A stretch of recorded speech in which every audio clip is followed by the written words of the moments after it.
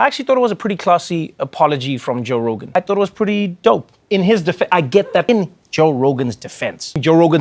Again, in Joe Rogan's defense, now there's going to be a headline. Trevor Noah defends Joe Rogan. Joe Rogan politics. For the left, Joe Rogan is public enemy number one.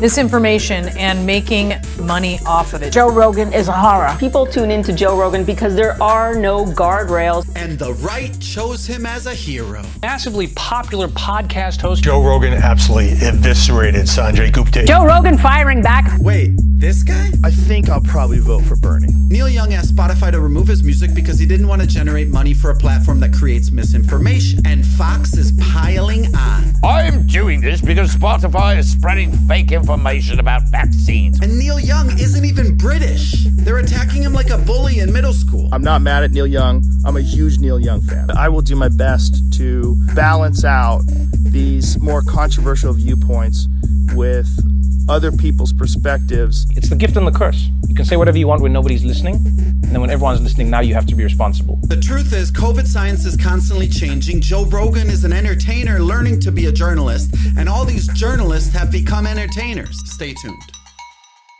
So Mosh, what did you think about Joe Rogan's apology and the concessions they made with Spotify? It's been very interesting to watch this whole thing go down. It reminds me of the challenges that other tech platforms are having now that they are hosting a whole bunch of content. This is, whether you're Facebook, whether you're Twitter and Donald Trump, whether you're YouTube and Alex Jones, they're all different in various ways. Some are ad supported, some are subscriber supported, or even Netflix Dave Chappelle, right, as a comparable example. And so in this case, though, he's not a comedian or a kind of inflammatory host a la Alex Jones or inflammatory tweeter like the 45th president. He's an interviewer.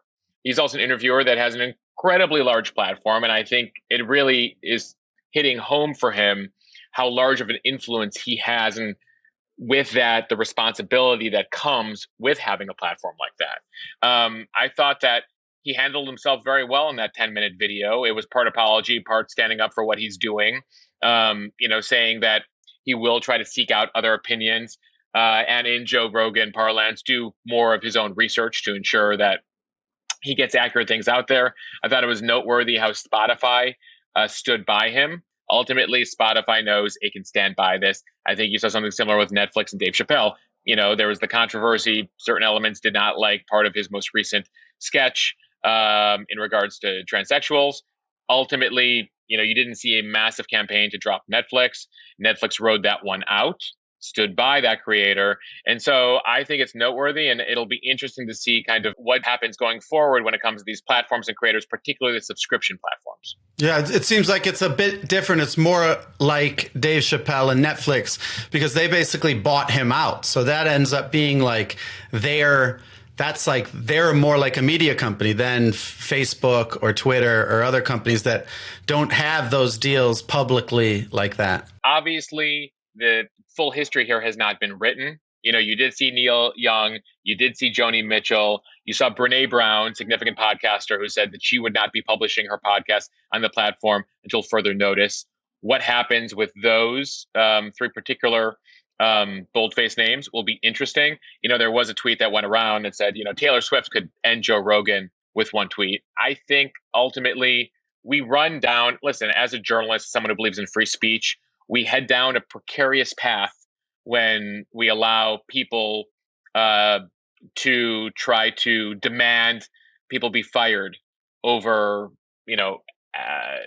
specific episodes or bringing up controversial subjects. Now, obviously, you can fact check his most recent episode. Spotify says they will be putting, warnings going forward.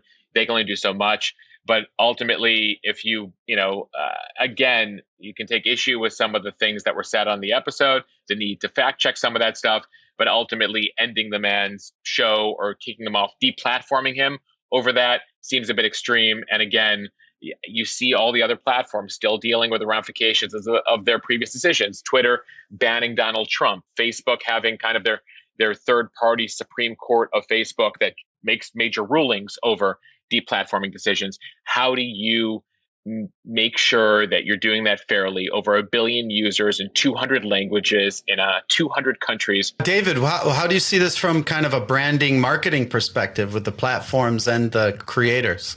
I think at first it's a debacle for everyone that won't actually lead to many actions whatsoever. I thought that Spotify took a really wishy-washy stance. That's honestly like trying to please everyone and pleasing no one. Joe Rogan is going to be Joe Rogan. It's not like he's had some overnight epiphany here.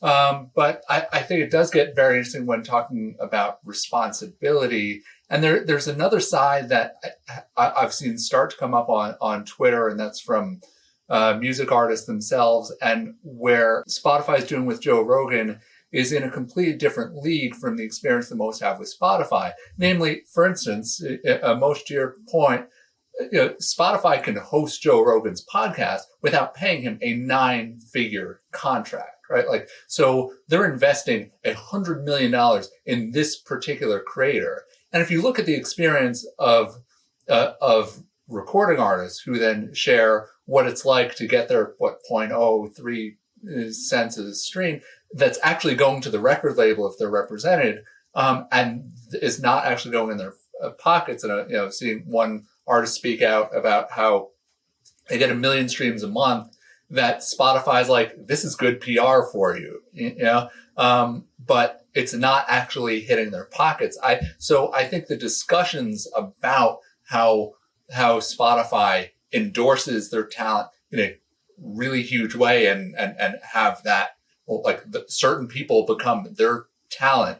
And then most of the people that Spotify really built its company on, and not seeing the same degree of value that they're getting out of it, and just kind of like forced to deal with the devil they know and get that awareness while I can, and hope that they can monetize it some other way. It reminds me of why, people ask, those of us in the news industry, like, well, why aren't Netflix and Hulu and all these folks getting into news? And I was like, because getting into news and this type of thing is very, very tricky. So Spotify investing huge amounts of money in Joe Rogan, bringing on artists and labels and having a massive library of music is one thing. Bringing on folks that are discussing controversial political issues is a next level responsibility. And like being at a place like CBS for a decade, we took very seriously the responsibility of any single guest we put on, any single reporter we put on, any single anchor, what they're saying, what they're discussing, fact checking it, having standards department for every minute element. Does the commercial that was bought in that show that's going to air 20 minutes after that story, like, do they need to be not adjacent to each other, or do they need to be further apart? Like, there's so many questions and so many things that are discussed at kind of the more traditional media platforms. All these questions, it seems like these tech companies are learning on the fly. Like, oh, we need a rule for that. We need a standard for that. How are we going to handle that? At the same time, what David's talking about, which is Spotify is also the Kleenex of music streaming, and they have an incredible amount of power and incredible amount of brand equity. And so they're like, we don't need to kill our $100 million investment, because ultimately, where are our customers going to go? And it's funny, in Joe Rogan's apology, he says, like, I don't even research my guests, which I think is partially a cop-out, because I'm sure he does, because the interviews oftentimes are very interesting, and so I'm sure he does interview them. But like, that kind of leads into the point, Mosh, like, is the entertainer versus journalist thing, is this better, worse? What do you think about kind of the power of Joe Rogan in general? Well, it reminds me, by the way, it's not Joe Rogan alone. It reminds me that one of the lawsuits that's been filed against Fox News on the election, in particular Tucker Carlson. Part of Tucker Carlson's defense in that lawsuit is, I'm an entertainer, not a journalist. I don't even know why people take me seriously. Like, why would people take me literally? And you're like, you're on a network that literally has news in its name. But so I think that, it works for certain purposes. Like, we're a news organization. Oh, wait, you're suing me? I'm an entertainer. And I think there's a lot of folks who are riding that line this day and age. We just had a reality talk show host president. And so ultimately, these lines have been completely erased to a certain extent. And you're seeing, entertainers. I mean, even the other controversy of the week, the Whoopi Goldberg controversy. She's a talk show host. She made a controversial comment in relation to the Holocaust and racism. So suddenly it's become a news issue, but it's also, well, she's on an entertainment show. So how much responsibility does she have? Well, she has a huge platform and a huge audience. And so it goes back and forth and on and on. And ultimately this falls on the CEO and the leadership of the company. And ultimately with great power comes great responsibility. And you saw with Mark Zuckerberg and Facebook for years, which is like, we don't have power over that. We're a social media company. And you're like, actually, where 50% of the world gets their news sometimes. Like, you have incredible responsibility, and the influence your platform has is way beyond what you can even believe. And so, I think that this is Spotify's wake-up call, and one would hope going forward they use this lesson better than Facebook and other companies have used their lessons. It sounds like either we reach a standard where everyone has responsibility or no one does. And that's, either way sounds scary as hell to me. But I don't know how, whether you're Whoopi Goldberg or Joe Rogan, or do you really split hairs if you're on Fox News or CNBC or how any is work like it's this seems to be like one of the questions of the century here. Yeah, especially the big question on this program. Thanks for tuning in. If you like our videos and want to support the channel, please like and subscribe. You can also subscribe to our Substack newsletter for exclusive updates and find the audio version wherever you podcast. Thanks for watching.